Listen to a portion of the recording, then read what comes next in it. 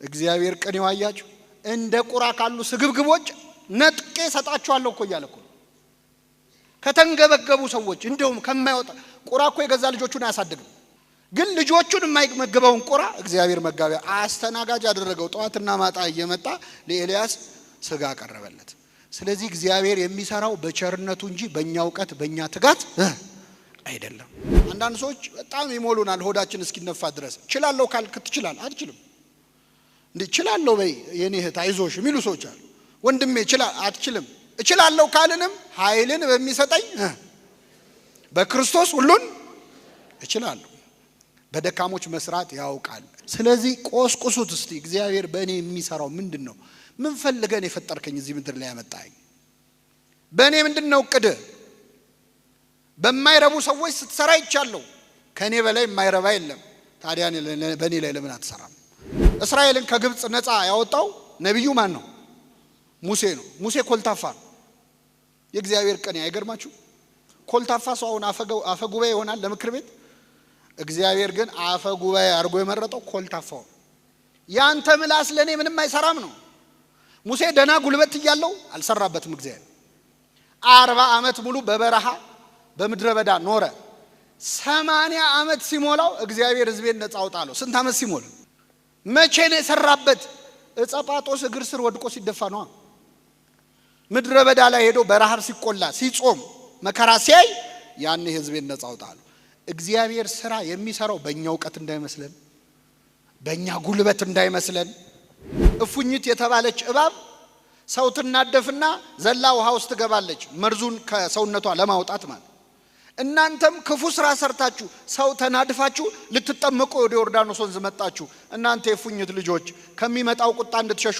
ማን አስተማራችሁ ብሎ ገስጿቸዋል የሌላውን ድክመት የሌላውን ውድቀት እያየ የራስን በጎ ስራ የምታወራ ከሆነ ምድብ ከፈሪሳውያን ጋር ነው እኛንን እኮ ቤተክርስቲያን ያሰራ ነው ብለው ሃይማኖት የቀየሩ ሰዎች አሉ ለምን ከስራ በፊት መሰራት ያለበት ሰውየው ነው አይደል እያንዳንዳችን ውስጥ ያስቀመጠው ጸጋ አለ እንድታነሳሳው እመክራለሁ ከ12 ሐዋርያት 11 የገጠር ሰዎች ናቸው የሰሜን እስራኤል የገሊላ ሰዎች ናቸው ከ12 11 የገጠር ሰዎች አንድ ነው የከተማ ሰው ያለው እሱም ይሁዳ ነው ይቅርታ አድርጉልኝ አዲስ አበባ ልጆች ይሁዳ ነው የከተማ ልጅ ኃይሌ በድካምህ ይገለጣል ብሎታል እስኪ በሉ ኃይሌ በድካምህ በቃ እግዚአብሔር በደካሞች ነው የሚሰራው ዮሐንስ ድንግል ዮሐንስ ድንግል ነብየ ልዑል በስመ አብ ወወልድ ወመንፈስ ቅዱስ አሐዱ አምላክ አሜን እናማት በስመ አብ ወወልድ ወመንፈስ ቅዱስ አሐዱ አምላክ አሜን በስመ አብ ወወልድ ወመንፈስ ቅዱስ አሐዱ አምላክ አሜን የልዑል እግዚአብሔር ቤተሰቦች የእናታችን የእመቤታችን የቅድስት ድንግል ማርያም ወዳጆች በእግዚአብሔር ሰላምታ እንደምናዋላችሁ አሜን ምህረቱን ቸርነቱን አብዝቶ እስከዚህች ሰዓት ያደረሰን በእድሜያችን ላይ የዛሬዋን ዕለት ይችን ሰዓት ጨምሮ የሰጠን የአባቶቻችን አምላክ ልዑለ ባህሪ እግዚአብሔር ስሙ የተመሰገነ ይሁን እግዚአብሔር አምላካችን በቀሪው ሰዓት ከመካከላችን እንዲሆንልን እንዲያስተምረን እንዲመክረን ምስጢሩና ጥበቡን እንዲገልጥልን የእርሱ ቅዱስ ፈቃድ ይሁንልን እንኳን ለዚህ ማህበር 30ኛ ዓመት የምስረታ በዓል በሰላም አደረሳችሁ አደረሰን በሚኖረን አጭር የትምህርት ጊዜ በዚህ በማቴዎስ ወንጌል ምዕራፍ 10 ላይ ምዕራፍ 9 ላይ ተጽፎ በሚገኝ የዚህ ሰሞን ቃል እግዚአብሔር ተነስተን እንማራለን የትምህርታችን ርዕስ የሚሆነው በዚያም ወራት ይጾማሉ የሚል ይሆናል ከኔ ጋር በሉ በዚያም ወራት ይጾማሉ የማቴዎስ ወንጌል ምዕራፍ 9 ከቁጥር 14 እስከ 17 ያለው በዚያን ጊዜ የዮሐንስ ደቀ መዛሙርት ወደ እርሱ ቀርበው እኛና ፈሪሳውያን ብዙ ጊዜ የምንጾመው ደቀ መዛሙርት ግን የማይጾሙት ስለምንድን ነው አሉት። ኢየሱስም እንዲህ አላቸው፣ ሚዜዎች ሙሽራው ከነርሱ ጋር እያለ ሊያዝኑ ይችላሉን? ነገር ግን ሙሽራው ከነርሱ የሚወሰድበት ወራት ይመጣል፣ በዚያም ጊዜም ይጾማሉ። ባረጀ ልብስ አዲስ እራፊ የሚያኖር የለም፣ መጣፊያው ልብሱን ይቦጭቀዋልና መቀደዱም የባሰ ይሆናል። ባረጀ አቁማዳ አዲስ የወይን ጠጅ የሚያኖር የለም፣ ቢደረግ ግን አቁማዳው ይፈነዳል፣ የወይን ጠጁም ይፈሳል፣ አቁማዳውም ይጠፋል።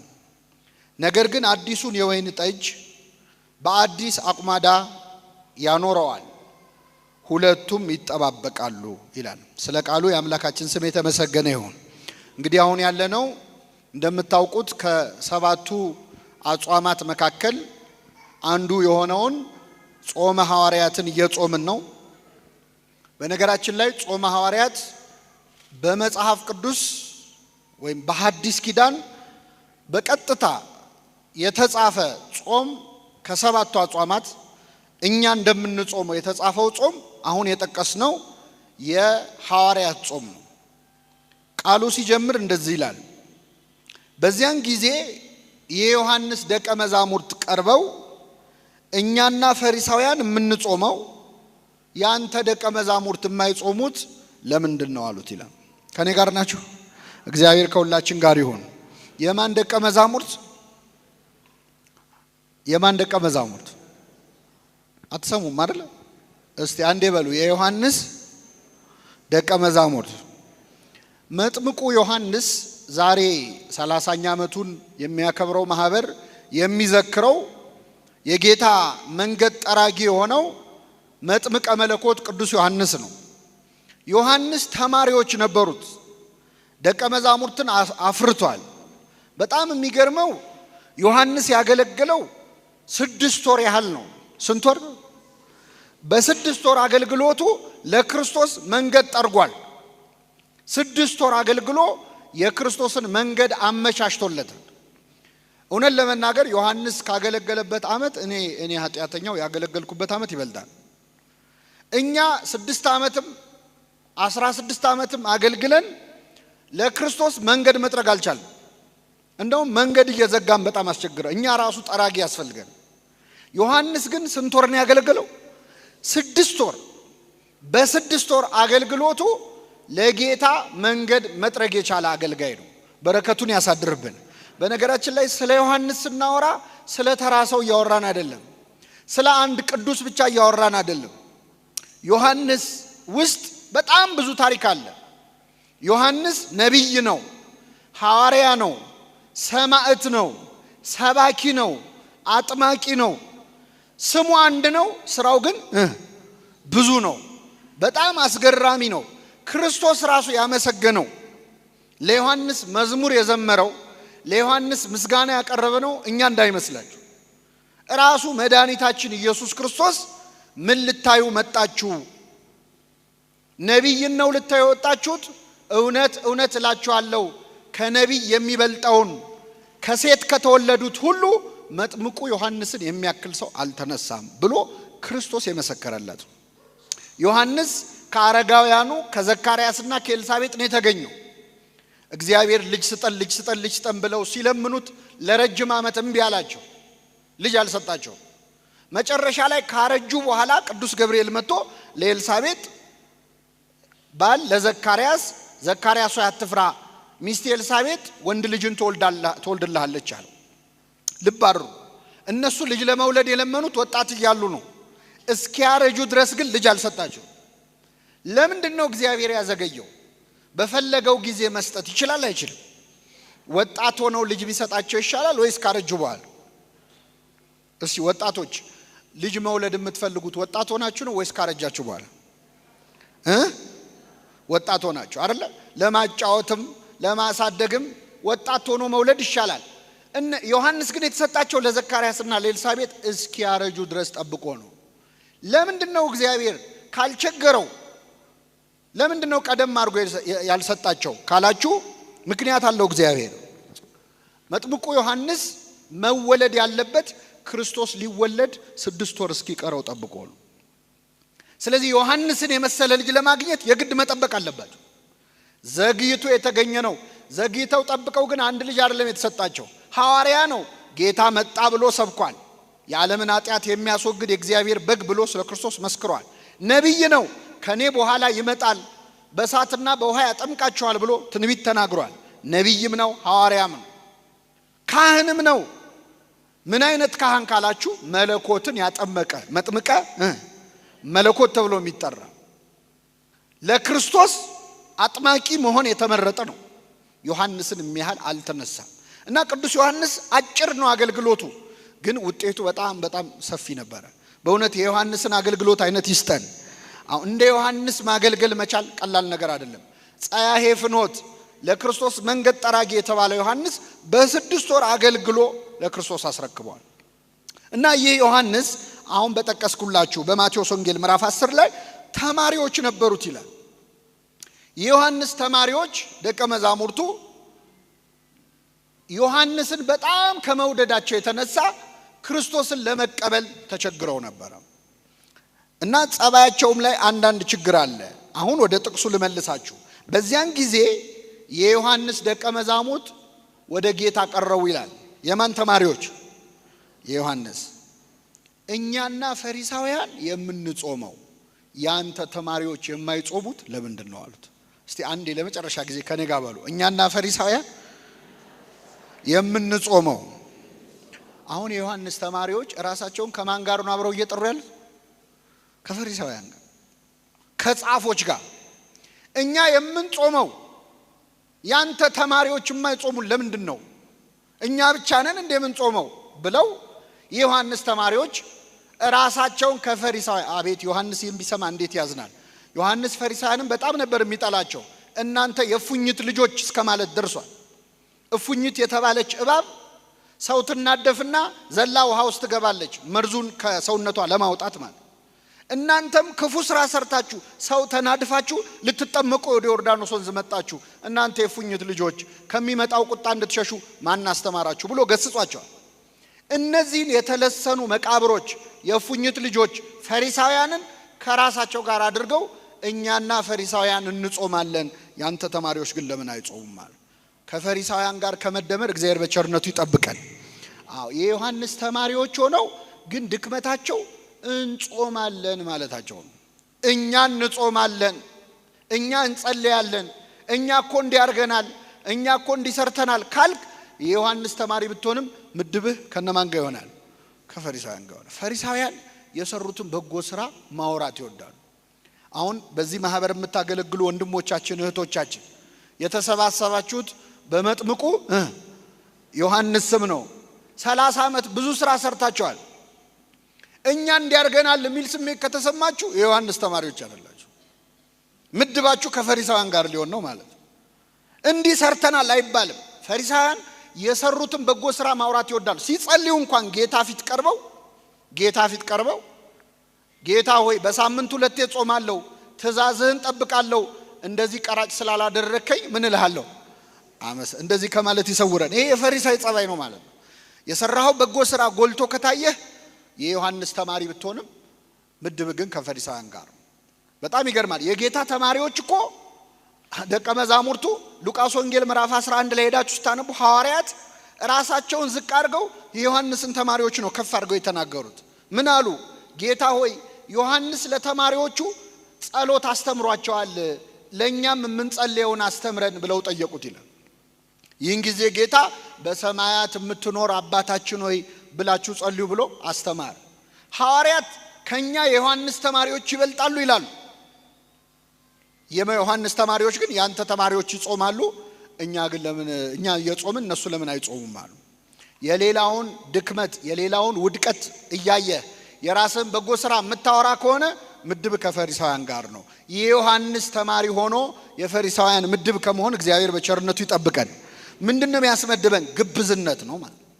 ይህን ጊዜ ጌታችን መድኃኒታችን ኢየሱስ ክርስቶስ ለምን ተማሪዎች አይጾሙም ለሚለው ጥያቄ ረጅም መልስ ሰጠ።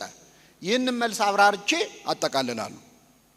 እኛም እና ፈሪሳውያን እንጾማለን፣ ያንተ ተማሪዎች ለምን አይጾሙም ሲሉት ክርስቶስ 3 መልስ ነው የሰጠው ለምን እንደማይጾሙ።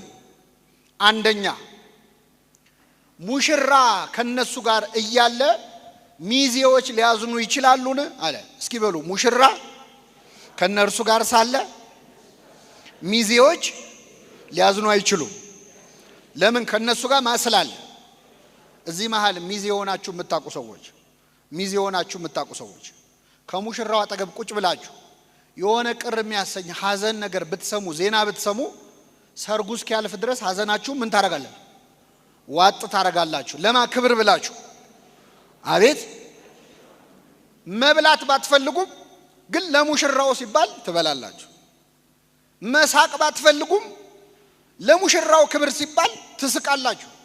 ሙሽራ ከነርሱ ጋር እያለ ሚዜዎች ሊያዝኑ አይችሉም ማለት ምን ማለቱ ነው? ጌታ እኛን ጾማለን ያንተ ተማሪዎች ለምን አይጾሙም ለሚለው ጥያቄ ነው ይህንን የመለሰው። ይህንን የመለሰበት ምክንያት የምታገኙት የዮሐንስ ወንጌል ምዕራፍ 1 ላይ ነው። የዮሐንስ ተማሪዎች የመጥምቁ ዮሐንስ ተማሪዎች የክርስቶስ ተማሪ ቁጥሩ ሲበዛ የዮሐንስ ተማሪ ቁጥር ሲያንስ በጣም ከፍቷቸው ነበር። እንግዲህ በዮርዳኖስ ወንዝ ጌታን ያጠመቀው ማን ነው? ዮሐንስ ነው። ስለዚህ የዮሐንስ ደቀ መዛሙርት የኛ መምህር ከክርስቶስ ይበልጣል የሚል አስተሳሰብ ነበራቸው። ክርስቶስን ዝቅ አድርገው ነው የሚያዩት፣ ዮሐንስን ከፍ አድርገው ነው የሚያዩት። ከዛ ዮሐንስ ካጠመቀው በኋላ ጌታ ማስተማር ጀመረ። ማስተማር ሲጀምር ህዝቡ ከዮሐንስ ወደ ክርስቶስ መፍለስ ጀመሩ። የዮሐንስ የቅርብ ደቀ መዛሙርት የነበሩ ሐዋርያው ዮሐንስ፣ እንድርያስ ሳይቀር ወደ ክርስቶስ ሄዱ ማለት። በጣም ይገርማል። የዮሐንስ ተማሪዎች ቁጥር አነሱ፣ የክርስቶስ ተማሪዎች ቁጥር በዛ። ይህን ጊዜ የዮሐንስ ተማሪዎች ተቆረቆሩ። እንዴ እሱ አይደል እንዴ ያጠመቀው? ትናንትና እሱ አጥምቆት ለዚህ ደረጃ አድርሶት እንዴት እሱን ሊተካ ይሞክራል የሚል መቆርቆር ተሰማቸው። ስለዚህ ወደ ዮሐንስ መጡና ጠየቁት ይላል። ምን አሉት መሰላችሁ? ያ በዮርዳኖስ ማዶ ያጠመቀው አሉ። እስቲ በሉ ያ በሉ እስኪ። በዮርዳኖስ ማዶ ምን ያልከው? ማ ያ ስሙን እንኳን አልጠሩም። ያ ሰውዬ ልክ እንደማለት ነው። ያ በዮርዳኖስ ማዶ ያጠመቀው ህዝብ እያስተማረ ደቀ መዝሙር እያበዛ ነው ብለው መተው ተቆርቁረው ለዮሐንስ ነገሩት። አንዳንዴ እንዲህ አይነት ጸባይ ያለን በነገራችን ላይ እኛም ጋር እንዲህ አይነት ችግር ያለበት ሰው አለ። የሆነ ሰው ሰብኮ ወደ ቤተክርስቲያን ያመጣል። የሆኑ ሰባኪ፣ የሆነ ዘማሪ፣ የሆነ አገልጋይ እኛን ወደ ቤተክርስቲያን ሲያመጣን ከሱ ውጪ ሌላ ሰው አይመስልም። እኔ እሱ ነው የሚጥመኝ ከሱ ውጪ ሌላ ሰው አልሰማም ምንላቸው መምህራን አሉ። በጣም ስህተት ነው። የዮሐንስ ፍቅር ክርስቶስን ጋረደባቸው እና ዝኩ ቃለ ጸብ ነው ይላል ትርጓሜያችን። ያ በዮርዳኖስ ማዶ ያጠመቀው ደቀ መዛሙርት እያበዛ እያስተማረ ነው አሉት። ቅዱስ ዮሐንስ ምን ብሎ መለሰ? ሙሽራይቱ ያለችው እርሱ ሙሽራ ነው አለ። ሙሽራይቱ ያለችው እርሱ ምንድነው? ቆሞ የሚሰማው ሚዜው በሙሽራው ድምጽ ደስ ይለዋል አለ። ምን ማለቱ ነው? ክርስቶስ ሙሽራ ነው፣ ህዝቡ ደግሞ እንደ ሙሽራይቱ እንደ ሴቷ ናቸው። ክርስቶስ ሙሽራ ነው። እኔ ሚዜ ነኝ አለ። አርኩ ለመራዊ ወይም የሙሽራው ሚዜ እኔ ነኝ። ስለዚህ ሙሽራይቱ ያለችው እርሱ ሙሽራ ነው። ከሰማይ ካልተሰጠው በቀር ማንም ሊቀበል አይችልም። እሱን ሄደው የሚከተሉት ከሰማይ ስለተሰጠው እሱም ከሰማይ ስለወረደ ነው። ሙሽራይቱ ያለችው እርሱ ሙሽራ ነው። ቆሞ የሚሰማው ሚዜው በሙሽራው ድምጽ ደስ ይለዋል። ይህ ደስታዬ ተፈጸመ። እሱ ሊልቅ እኔ ላንስ ይገባል። እስኪ በሉ እሱ ሊልቅ እኔ ላንስ ይገባል። ማን ነው እንዲህ ያለው? ዮሐንስ። ሙሽራ ስራው ምንድነው? ሙሽራይቱን ከሙሽራው ጋር ማገናኘት ነው አይደል? ነው አይደለም? በቃ ሙሽራና ሙሽራይቱን አገናኝቶ ስራ ያበቃል እንጂ ወይስ ጫጉላ ሽርሽር አብሮ ይሄዳል? አይሄድም። ያበቃል ነገር አለ ማለት ነው። ከዛ በኋላ ከኖረ ሚዜ ስራው ሙሽራና ሙሽራይቱን ማገናኘት ነው። እኔ ሚዜ ነኝ አለ። ክርስቶስ ሙሽራ ነው። ቤተክርስቲያን ሙሽራይቱ ነች። ስለዚህ ህዝቡ ወደሱ ስለሄዱ ቅር እንዳይላችሁ እንዳይከፋችሁ እሱ ሊልቅ እኔ ላንስ ይገባል። መጥምቁ ዮሐንስ በረከቱ ይደርብን። የትኛው ሰባኪ ነው እስቲ የተማሪዎቹ ቁጥር ሲያንሱ ደስ የሚለው ሰባኪ አለ? የተከታዮቹ ቁጥር ሲያንስ ደስ የሚለው ደስታዬ ተፈጸመ የሚል የለም። ሁሉም የየራሱን ተከታይ መፍጠር ነው የሚፈልገው። ዮሐንስ ግን እንዲህ አይነት አጥማቂ አልነበረም፣ እንዲህ አይነት ሰባኪ አልነበረም። ምን አይነት ባህታዊ ነው! ተማሪዎቹን ወደ ክርስቶስ ነው የመራቸው። እሱ ሊልቅ እኔ ላንስ ይገባኛል፣ ሙሽራይቱ ያለችው እርሱ ምንድነው? ሙሽራ ነው ብሏቸው ነበር። ክርስቶስ ይህንን ስለሚያውቅ አሁን ዮሐንስ ተማሪዎች መጥተው እኛ እንጾማለን ደቀ መዛሙርት ለምን አይጾሙም ሲሉት ሙሽራ ከነርሱ ጋር ሳለ ሚዜዎች ሊጾሙ አይችሉም አላቸው። መምህራችሁ እኔ ሙሽራ መሆኔን ነግሯችሁ የለ? ስለዚህ ሐዋርያቴ ደግሞ ሚዜዎች ናቸው። ሙሽራ ከነርሱ ጋር እያለ አይጾሙም። ሙሽራ ከነርሱ የሚወሰድበት ወራት ይመጣል፣ ያን ጊዜ ይጾማሉ አለ። ያን ጊዜ ምን ይላሉ? ይጾማሉ። መቼ ነው ያ ጊዜ? ሙሽራው ከነርሱ ምን የሚልበት? ማን ነው ሙሽራው? ክርስቶስ ነው። ከሐዋርያቱ የሚወሰድበት ጊዜ መቼ ነው? ሞትን ድል አድርጎ ተነስቶ በ40ኛው ቀን ወደ ሰማይ ምን ያለበት? ያን ጊዜ ሙሽራው ከነሱ ሲወሰድ ያን ጊዜ ምን ይላሉ? ይጾማሉ። ይጾም ጾመ ምን ይባላል? አይሰማም?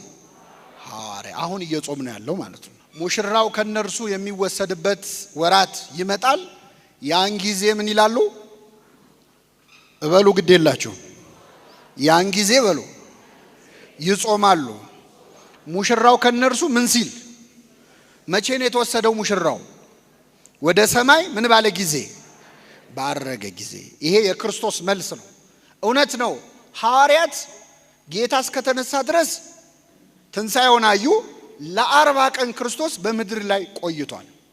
እንደተነሳ ወደ ሰማይ አላረገም። እንደተነሳ ቢያርግ ኖሮ አንደኛ ትንሣኤውን ያልሰሙ ሰዎች ምትሃት ይመስላቸዋል፣ ላያምኑም ይችላሉ። 40 ቀናት ያህል በምድር ላይ ተመላልሶ አስተማረ። ክርስቶስ ከትንሣኤው በፊት ያስተማረው ትምህርት ወንጌል ተብሎ ይጠራል። ከትንሣኤ በኋላ ያስተማረው ትምህርት ደግሞ ኪዳን ተብሎ ይጠራል። ምን ተብሎ ይጠራል? ኪዳን። ለ40 ቀን ያስተማረው ኪዳን አባቶቻችን ሲያደርሱ ጠዋት ወይ ሰርክ ላይ ሰምታችኋል። ኪዳን ዘነገሮሙ እግዚእነ ለሐዋርያቲሁ ንጹሐን። ጌታችን ለንጹሐን ሐዋርያቱ የነገራቸው ኪዳን እምቅድመ ዕርገቱ ውስጥ ተሰማያት ወደ ሰማይ ከማረጉ በፊት ወምድረ ትንሣኤሁ ሙታን ከሙታን ከተነሳ በኋላ እንላለን። ኪዳን አስተማረ ለ40 ቀን ቤተ ክርስቲያን እንዴት መተዳደር እንዳለባት የእግዚአብሔርን መንግስት ነገር እየነገራቸው 40 ቀን እየታያቸው ይላል ሐዋርያት ሥራ ምዕራፍ 1 ከቁጥር 1 ላይ።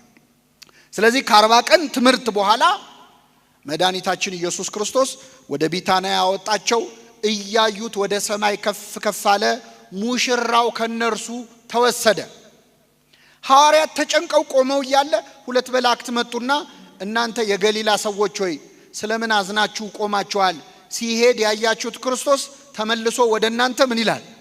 ይመጣል። ኃይል እስክታገኙ በኢየሩሳሌም ቆዩ አሏቸው። ለ10 ቀናት ያህል ኢየሩሳሌም ውስጥ ቆዩ። በጽርሐ ጽዮን እየጸለዩ እየተጉ እመቤታችንን ከመካከላቸው አድርገው ሲጸልዩ ከቆዩ በኋላ በ50ኛው ቀን በእሳትና በነፋስ አምሳል መንፈስ ቅዱስ ወረደላቸው። ከዚያ በኋላ ነው የጾሙት። አሁን ጌታ ያንተ ተማሪዎች ለምን አይጾሙም ሲባል መቼ ይጾማሉ ነው ያለው? ሙሽራው ከነርሱ ምን በሚልበት ጊዜ። ግን ወዲያው አልጾሙም። 10 ቀን ቆይተዋል። ለምን ወዲያው እንዳረገ ለምን መጾም አልጀመሩም? ሁለተኛው መልስ ጌታ የሰጠው እዛው ላይ ነው። 3 ነገሮች ነው ነገራቸዋለሁ ያለው። ምን አለ ጌታችን? ሙሽራው ከነርሱ የሚወሰድበት ወራት ይመጣል፣ በዚያ ጊዜ ይጾማሉ ካለ በኋላ ባረጀ ልብስ ላይ አዲስ እራፊ የሚያኖር የለም። እስኪ በሉ ባረጀ ልብስ ላይ አዲስ እራፊ። እራፊ ታውቃላችሁ? አታውቁም? ድሮ ሕፃን ሆነን ልብስ ሲያረጅብን ምንድነው የሚደረገው? ይጣላል? አንጥልም። እኛ ሞሎያ እናረጋታለን እንጂ አንጥላትም ልብስ አይደል? ልብስ ሲያረጅ ምንድነው የሚደረገው? ይሰፋል፣ ይጣፋል አይደል? የሚጣፈው በሌላ ጨርቅ ነው። ልብሱ በጣም ካረጀ ያረጀው ልብስ ላይ አዲስ ጨርቅ ከተሰፋበት አዲሱ ጨርቅ አሮጌውን ልብስ ምን ይለዋል? አዎ የበለጠ ይቀደዳል ማለት። ስለዚህ ክርስቶስ እኔ ከነሱ ስለይ ሙሽራው አብሬያቸውኛ አይጾሙም አለ። እኔ ከነሱ ስለይ ሳርግ ይጾማሉ። አንድ ሁለተኛ ባሮጌ ልብስ ላይ አዲስ እራፊ የሚጨምር የለም። ይህች አዲስ እራፊ የተባለች ጾም ነች። ወይም ደግሞ አለ ሶስተኛ ባሮጌ አቁማዳ ላይ አዲስ ወይን ጠጅ የሚጨምርበት የለም ምክንያቱም ሊፈነዳ ይችላል አለ ሐዋርያት እኔ ከነሱ ከተለየው በኋላ ራሱ አይጾሙም ወዲያው አይጾሙም ለምን አዲስ መሆን አለባቸው አሁን አሮጌ ናቸው ማንነታቸው ለጾም አይሆንም መታደስ አለባቸው የሚታደሱት ደግሞ በምንድነው በመንፈስ ቅዱስ ጾም ዝም ብሎ ዕውቀት ስላለ ብቻ አይደለም የምትጾመው የመንፈስ ቅዱስ ኃይል ብርታት ሊኖረን ይገባል አለዚያ ባሮጌ ማንነታቸው ላይ አዲስ ጾም የሚባል ህግ ካመጣውባቸው ያን ጊዜ ይቀደዳሉ መቀደዱም የባሰ ይሆናል ነገር ግን በአዲስ ራፊ ላይ አዲስ ጨርቅ ቢያረጉለት ይጠባበቃሉ ሁለቱም ማለት ይሄ ማለት ነው በመንፈስ ቅዱስ ሰውነታቸውን ካደስኩት በኋላ የዛን ጊዜ ጾማሉ ከኔ ጋር ናችሁ አንድ አባት ይገርማቸዋል አንድ ብሔረሰብ ሊያስተምሩ ሄዱ ደቡብ ኢትዮጵያ ውስጥ እርቃናቸውን የሚሄዱ ከኛ ባህል በጣም የተለየ ባህል ያላቸው ብሔረሰቦችን አጠመቁና አጠመቁና ከተጠመቁ በኋላ ጾም መጾም አለባቸው አይደል የለባቸው እኛ ደግሞ ስንት አጽዋማት ነው ያለን አሁን እነዚህ ብሔረሰቦች 7 ጾም ቢባሉ አይክዱም ገና ከመጀመሪያቸው ስለዚህ እኛ አባት አሰቡና አይ 7 አጽዋማት ይቅርባቸው እስቲ አነስ ያለችውን ጾም ብለው በአጋጣሚ ክረምት ነበረ በዚህ ወቅት ነበር አሁን ባለንበት ሰሞን ነው ያጠመቋቸው ከፊት ምን ጾም አለ የሚመጣ ፍልሰታ አይደለ ፍልሰታ ስንት ቀን ነች በቃ 15 ቀን አሁን ጾም ትጾማላችሁ አሏቸው ሰበሰቡና የሀገር ሽማግሌዎች ግን ሲያስቡት እስከ 9 ጾሙ ቢሏቸው አይችሉም ምን አሏቸው ብሉ ግን ቅቤ እንዳትበሉ ስጋ እንዳትበሉ ወተት እንዳትጠጡ እንቁላል እንዳትበሉ ይሄን አደራ አሏቸው 15 ቀን ነው ምንም ችግር የለም አሉ እነዚህ ብሔረሰቦች መጾም ጀመሩ 5 ቀን ጾሙ ከ5 ቀን በኋላ ማዛጋት ጀመሩ አንደኛ እነሱ ዋነኛ የሚጠጡት ወተት ነው እንደ ውሃ እንደኛ የሆነ በዓል ጠብቀው ስጋ የሚበሉ አይደለም የሚበሉት ዋና ምግባቸው ስጋ ነው በጣም መረራቸው በቃ ተቸገሩ ከዛ ከሀገር ሽማግሌዎቹ መሃል አንዱ ተነሱና ምን አሉ እኔ የምለው እኚህ ቄስ አሬራ አትብሉ ብለዋል እንዴ ያሉ አይ አሬራ አላሉም ተው ከዛ የቀሩትን 2 ሳምንታት አሬራ እየበሉ ከዛኛ አባት ጾሙ ካለቀ በኋላ እንዴት ናችሁ ጾም እንዴት ነው ሲሏቸው አሬራ ባይኖር ኖሮ ሞተን ነበር አሉ ባሮጌ ማንነት ላይ አዲስ መጣፊያ ሲመጣ ማለት ነው አይደል ባሮጌ አቁማዳ ላይ አዲስ ወይን ጠጅ የተባለ ጾም ነች ሐዋርያት ጾመዋል በጣም ይገርም ነው መንፈስ ቅዱስ ወርዶላቸው እኮ ብዙ ቋንቋ ተገልጾላቸዋል ለአገልግሎት ዝግጁ አድርጓቸዋል መንፈስ ቅዱስ ግን ጸጋሎ አለን ብሎ ለአገልግሎት አይወጣም መጀመሪያ መጾም አለበት ጸጋ ስላለህ ማገልገል አትችልም አንደበት ስላለ መስበክ አንደበት ስላለ መዘመር ዕውቀት ስላለ ማገልገል አትችልም መጀመሪያ የማን እርዳታ ያስፈልጋል የእግዚአብሔር ጸጋቸውን እንዲጠብቅል አሁን ሐዋርያት በጣም ይገርም 72 ቋንቋን የተናገሩ እግዚአብሔር በባቢሎን ሜዳ ላይ የበተነውን የዓለም ቋንቋ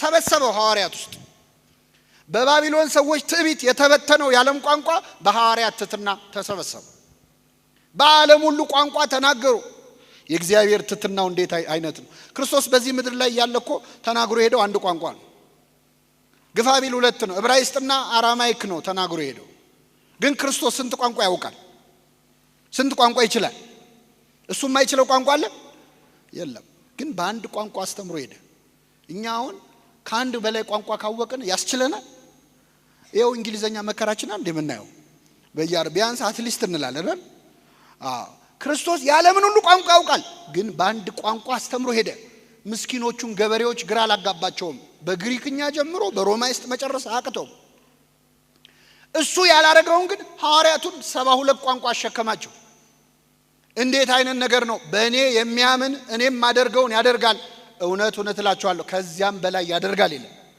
ክርስቶስ በአንድ ቋንቋ አስተምሮ ሄዶ ሐዋርያትን ግን 72 ቋንቋ ተናጋሪዎች አደረጋቸው በሄዱበት እንዲያስተምሩ አደረጋቸው እሱ ከአንድ ሀገር ሳይወጣ አስተምሮ ሄደ እነሱ ግን ዓለም እንዲዞሩ አደረጋቸው በጣም ይደንቃል ቋንቋ በትክክል ለአገልግሎት የተሰጠ እንጂ ለጸብ የተሰጠ አይደለም ክርስቶስ ቋንቋን ለሐዋርያት የሰጠው እንዲከፋፈሉበት እንዲጣሉበት አይደለም ወንጌልን ለዓለም ሁሉ ምን እንዲሉ ነው እንዲያዳ ፈሪ የነበሩት ሐዋርያት ደፋሮች ሆኑ ቅዱስ ጴጥሮስ ከአንዴም 3 ጌታን አላውቅም ብሎ ክዶ ነበር ፈርቶ ክዶ ነበር።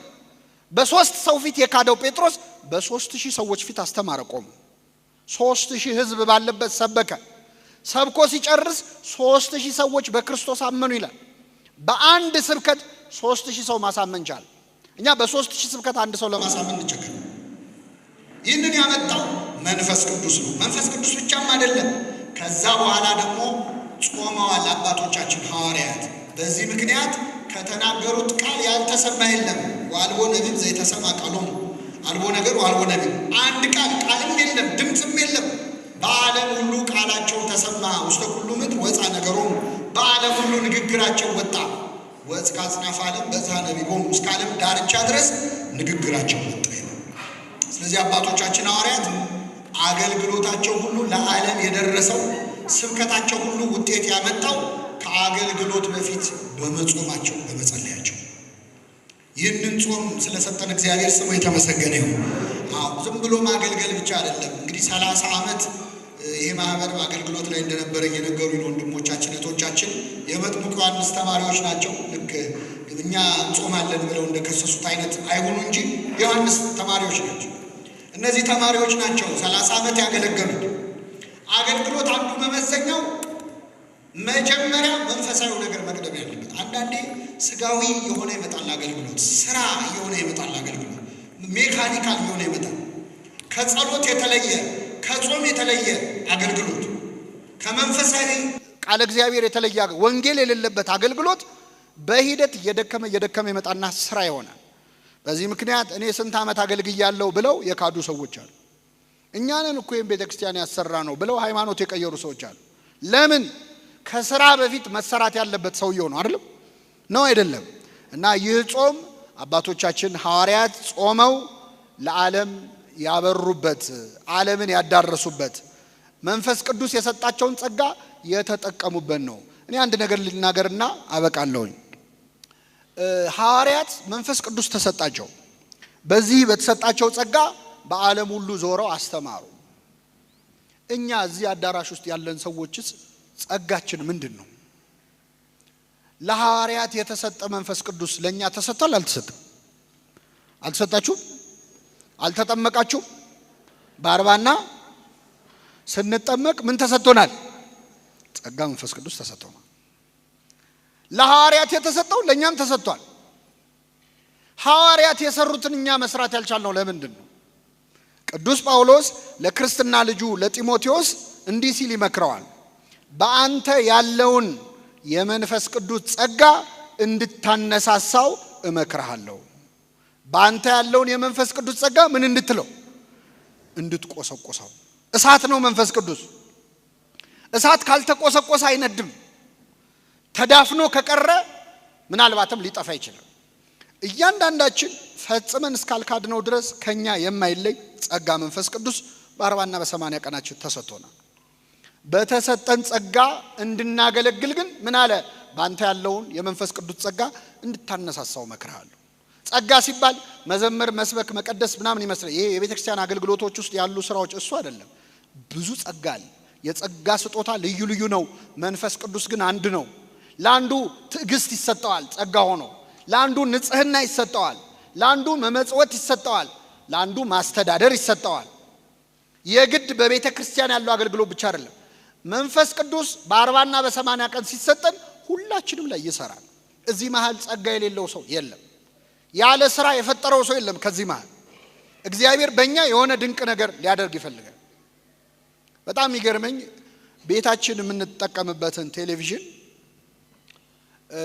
ማብራት ማጥፋት የምንጠቀምበት ሪሞት አለ አይደል? ከኔ ጋር ናችሁ? ምንድነው ሪሞቱ? ምንድነው የሚሰራው? እስቲ ያበራል፣ ያጠፋል፣ ሌላስ? ይቀይራል ቻናል፣ ሌላስ? ድምጽ ይቀንሳል፣ ድምጽ ይጨምራል። ወደ ኋላ ፊልም ወይ ምናምን ከሆነ ወደ ኋላ ማድረግ ይችላል አይደል? ወደፊት ያደርጋል። ሌላ ስራ የለውም። እላዩ ላይ ያሉት ነጠብጣቦቹ የሚነኩት ነገሮች ትንሽ ናቸው ብዙ ናቸው? እኛ የምንጠቀመው ግን 5 አይሆን። ብዙዎቻችን የምንጠቀመው ማጥፋት፣ ማብራት፣ ድምጽ መቀነስ፣ ድምጽ መጨመር፣ ወደ ኋላ ወደፊት። የቀሩት ምንድነው የሚሰሩት? እስቲ ቤት ሂዱና ያዋቸው። ምን እንደሚሰሩ ሳናቅ ልንሞት ነው። ገዝተነው ገንዘብ አውጥተንበት ያ ሁሉ ጠቅ ሲደረግ የሚሰራ በጣም ብዙ ነገር አለው፣ ግን አልተጠቀምንበትም። ሪሞት ውስጥ ችግር የለውም። እኛ ራሳችን እኮ እንደዛ ነን። እግዚአብሔር የሰጠን ጸጋ በጣም ብዙ ነው፣ ግን የምንችለው ማብራት ማጥፋት፣ መተኛት መነሳት፣ ድምጽ መጨመር መጮህ ማለት ነው፣ ድምጽ መቀነስ። እንደውም አንዳንዶቻችን ሪዋይንድ ነው፣ ወደ ኋላ እየሄድን ስለ ትናንት ህይወታችን ማውራት፣ የትናንት ቁስላችንን እየጎለጎሉ ማውጣት። ወደፊት መሄድ የለም። ብዙዎቻችን ወደ ኋላ ነው ራሱ ወደ ኋላ የሚሰራ ሪሞት ማለት እኛ ነው። ሌሎቹስ ቢነኩ ብዙ ተአምር የሚሰሩ ነገሮች ተሰጥቶናል። እግዚአብሔር እያንዳንዳችን ውስጥ ያስቀመጠው ጸጋ አለ። እንድታነሳሳው እመክርሃለሁ። አንዱ መጥምቁ ዮሐንስ ነው ለክርስቶስ መንገድ የጠረገው። በእድሜ ትንሽ ነው፣ በአጭር ጊዜ ነው ያገለገለው። ዮሐንስ 6 ወር አገልግሎ የሰራውን ስራ እኛ 6 ዓመት አገልግለን ለምንድን ያቃተን? ባንተ ያለውን የመንፈስ ቅዱስ ጸጋ እንድታነሳሳው እመክርሃለሁ። ጸጋ ሲባል የንግግር ችሎታ ምናምን አይደለም። በጣም መጽሐፍ ቅዱስ ላይ ያሉ ዋና ዋና ስራ የሰሩ ተናጋሪዎች ንግግር የማይችሉ ሰዎች ናቸው። ለምሳሌ እስራኤልን ከግብጽ ነፃ ያወጣው ነብዩ ማን ነው? ሙሴ ነው። ሙሴ ኮልታፋ ነው። የእግዚአብሔር ቀን አይገርማችሁ? ኮልታፋ ሰው አሁን አፈጉባኤ ይሆናል ለምክር ቤት። እግዚአብሔር ግን አፈጉባኤ አድርጎ የመረጠው ኮልታፋው። ያንተ ምላስ ለኔ ምንም አይሰራም ነው። ሙሴ ደና ጉልበት እያለው አልሰራበትም እግዚአብሔር። ትዝ ይላችኋል፣ ሙሴ ቤተ መንግስት ውስጥ ነበረ፣ ለፈርዖን ቅርብ ነበረ፣ የግብጽን ቋንቋ ያውቃል፣ ስትራቴጂካሊ ጥሩ ቦታ ላይ ነው ያለው። እስራኤልን ነፃ ሊያወጣ ሲሞክር ግን አላወጣቸው። ወጣት ነው፣ ለእስራኤላዊው አግዞ ግብፃዊውን ገደለው። እንኳን እሱን ነፃ ሊያወጣ እሱም ስደተኛው ነው፣ ተባረረ። 40 ዓመት ሙሉ በበረሃ በምድረ በዳ ኖረ። 80 ዓመት ሲሞላው እግዚአብሔር ሕዝቤን ነፃ አውጣለው። ስንት ዓመት ሲሞላው? አሁን ለሥራ የሚመቸው ከ40 ዓመትና ከ80 ዓመት የትኛው? ደና ጉልበት ያለው መቼ ነው? አልፈልግም አለ እግዚአብሔር። አይፈልግም። ያንተ ጡንቻ ለኔ ምንም አይሰራም። ግብጽ ውስጥ ስትራቴጂካሊ ቤተ መንግስት ውስጥ እያለ የፈርዖን ቋንቋ ተናጋሪ አልፈልግም። መቼ ነው የሰራበት? እጸጳጦስ እግር ስር ወድቆ ሲደፋ ነው። ምድረ በዳ ላይ ሄዶ በረሃብ ሲቆላ ሲጾም መከራ ሲያይ ያኔ ህዝቤን ነፃ አውጣለሁ። እግዚአብሔር ስራ የሚሰራው በእኛ እውቀት እንዳይመስለን፣ በእኛ ጉልበት እንዳይመስለን፣ በእኛ ንቃተ ህሊና። እኔ በቤተ ክርስቲያን ለሰበካ ጉባኤም ለማህበራትም ጥሩ ሰው ይመረጥ ይባላል። አንዳንዴ የተማሩ ትልቅ ስልጣን ያላቸው ምናምን ሰዎች ደና ድሪም ቲም የሚባል ደና ሰው ይሰብሰብ ይባልና ተሰብስበው ተበጣብጠው ይበተናሉ። ለምን? እግዚአብሔር በእኛ እውቀት አይሰራም። በትሁታን ነው እግዚአብሔር የሚሰራው። እችላለሁ በሚሉ ሰዎች ሰርቶ ያውቅ። በታሪኩ ሰርቶ ያውቅ። 12 ሐዋርያት አሁን ጾማቸውን ምን ጾምላቸው የምሁራን ስብስብ መሰሏችሁ? እንደ የሰለጠኑ ሰዎች አይደሉም። ከ12 ሐዋርያት 11 የገጠር ሰዎች ናቸው። የሰሜን እስራኤል የገሊላ ሰዎች ናቸው። ከ12 11 የገጠር ሰዎች፣ አንድ ነው የከተማ ሰው ያለው። እሱም ይሁዳ ነው። ይቅርታ አድርጉልኝ አዲስ አበባ ልጆች፣ ይሁዳ ነው የከተማ ልጅ። ትቢቱም አልተቻለ መጨረሻ። ኮልታፎች፣ ንግግራቸው አንደበታቸው ርቱዕ ያልሆነ ፈሪዎች፣ ተጠራጣሪዎች፣ በእነሱ ድክመት እግዚአብሔር ስራ ሰራ።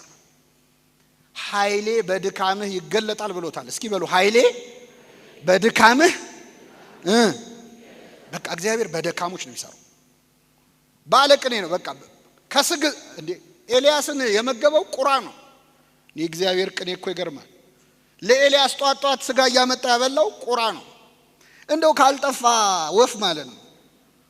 ስጋ መስጠት የማይፈልግ ወፍ ማን ነው? ቁራ ሲመነትፍ እንጂ ሲያቀርብ አይታችሁ ታውቃላችሁ? እግዚአብሔር ቅኔው አያችሁ። እንደ ቁራ ካሉ ስግብግቦች ነጥቄ ሰጣችኋለሁ እኮ እያለ እኮ ከተንገበገቡ ሰዎች እንደውም ከማይወጣ ቁራ እኮ የገዛ ልጆቹን አያሳድግም። የቁራ ልጆች የሚያበላቸው አጥተው ሲያለቅሱ የሚመግባቸው ማን ነው ይላል መጽሐፈ ኢዮብ ላይ። ግን ልጆቹን የማይመግበውን ቁራ እግዚአብሔር መጋቢያ አስተናጋጅ አደረገው። ጠዋትና ማታ እየመጣ ለኤልያስ ስጋ አቀረበለት። ስለዚህ እግዚአብሔር የሚሰራው በቸርነቱ እንጂ በእኛ እውቀት በእኛ ትጋት አይደለም። መቼም ሰርቶ አያውቅም። እና እዚህ መሃል በዚህ ማህበርም በመንፈሳዊ አገልግሎት ላይ የምትታጩ ሰዎች እረ እኔ እኮ እውቀት የለኝ፣ ከእውቀት የለኝ፣ ከህይወት የለኝ አልችልም ካላችሁ ለስራው ብቁ ናችሁ ማለት ነው። እግዚአብሔር እችላለሁ በሚሉ ሰዎች ስራ ሰርቶ አያውቅ። አልችልም ካልክ መቻል ትጀምራለህ። እችላለሁ ካልክም አንዳንድ ሰዎች በጣም ይሞሉናል ሆዳችን እስኪነፋ ድረስ። እችላለሁ ካልክ ትችላለህ። አትችልም እንዴ? እችላለሁ በይ የኔ እህት አይዞሽ የሚሉ ሰዎች አሉ። ወንድሜ አትችልም። እችላለሁ ካልንም ኃይልን በሚሰጠኝ በክርስቶስ ሁሉን እችላለሁ። በደካሞች መስራት ያውቃል። እና ሐዋርያት የጾሙት ድካማቸውን ተረድተው ነው። ቋንቋ ተሰጣቸው። እንዴት ሄደው ይሄንን ዓለም ይሰብኩታል? እንዴት ሄደው ያዳርሱታል? እሳቱን ስለቱን እንዴት ይችሉታል? ያን ጊዜ ጾማሉ እንዳለ ክርስቶስ ከአገልግሎት በፊት ጾመዋል። ጌታም ተዘጋጅቷል እኮ 30 ዓመት ዝም ብሎ ነው 3 ዓመት ያስተማሩ። እኛ እኮ 3 ዓመት ተምረን 30 ዓመት እናስተምራለን። ጌታ ግን ለ3 ዓመት ትምህርት 30 ዓመት ዝም አለ። መጥምቁ ዮሐንስ መንግስተ ሰማያት ቀርባለች ንስሐ ግቡ ከማለቱ በፊት ምድረ በዳ ላይ ነው የነበረው። ጾም ላይ ነበር፣ ጸሎት ላይ ነው የነበረው። ቅዱስ ጳውሎስ በደማስቆ መንገድ ላይ ከተመረጠ በኋላ ሊሰብክ አልወጣም። ወደ አረብ ሀገር ሄድኩኝ 3 ዓመት ቆየለ። ጸልየዋል። ስለዚህ አገልግሎት ጸሎት ካለበት ጾም ካለበት እኛ ባንሰራውም ስራውን ማን ይሰራዋል? እግዚአብሔር ይሰራዋል። አለዚያ ግን ገንዘባችን የሚሰራው ከመሰለን ዕውቀታችን የሚሰራው ከመሰለን እግዚአብሔር እጁን ከዛ አገልግሎት ላይ ያነሳል። ይህንን ጾም እንግዲህ ጸጋችንን የምናወጣበት ጾም ያድርግልን። አዎ የሆነ እንደው የተደበቀ አቅም የሌለው ሰው የለም። ምክንያቱም ለኔም ላንተም የተሰጠው በ40 ቀን የተሰጠን መንፈስ ቅዱስ ስንት ነው? አንድ ነው። የጸጋ ስጦታ ልዩ ልዩ ነው። መንፈስ ቅዱስ ግን ስንት ነው?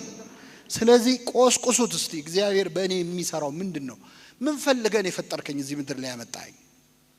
በእኔ ምንድነው እቅድ? በማይረቡ ሰዎች ስትሰራ ይቻለው ከኔ በላይ የማይረባ የለም። ታዲያ በእኔ ላይ ለምን አትሰራም ብለን የምንጠይቅበት ጾም ያድርግልን። የሰማነውን በልቡናችን ያሳድርብን። ለመምህራችን ለመምህር ሄኖክ ኃይሌ አምላካችን እግዚአብሔር ቃለ ሕይወት ያሰማልን፣ ቃለ ሕይወት ያሰማልን፣ ቃለ ሕይወት ያሰማልን። በእውነት አጥንትን የሚያለመልም መንፈስን የሚያድስ ውስጥን የሚመረምር ትምህርት ነው ያስተማሩን። የአገልግሎት ዘመናቸውን እግዚአብሔር አምላክ ይባርክልን፣ ይቀድስልን፣ መምህራኖቻችንን ያብዛልን። በዚህ በእግዚአብሔር መድረክ ላይ አንዳንድ ወንድሞችን ስናይ ውስጣችን በደስታ ይሞላል። ለምን? ከአውደ ምሕረቱ ከእግዚአብሔር አገልግሎት ከወንጌል አገልግሎት ሳይርቁ ለምእመናን የሚያስፈልገውን ነገር ሁሉ እየመገቡ በእግዚአብሔር ቃል በመጽሐፍም በመናገርም በተለያየ መንገድ በብዙ ህብር የሚያገለግሉ ወንድሞቻችን መካከል ነውና ወንድማችን መምህር ሄኖክ ኃይሌ እግዚአብሔር አምላክ ይባርክልን፣ እግዚአብሔር አምላክ ይቀድስልን። በእውነት ጉባኤያችንም እየሰፋ ነው፣ ቁጥራችንም እየበዛ ነው። አባቶቻችንም በመሐከላችን እየተገኙ ነው።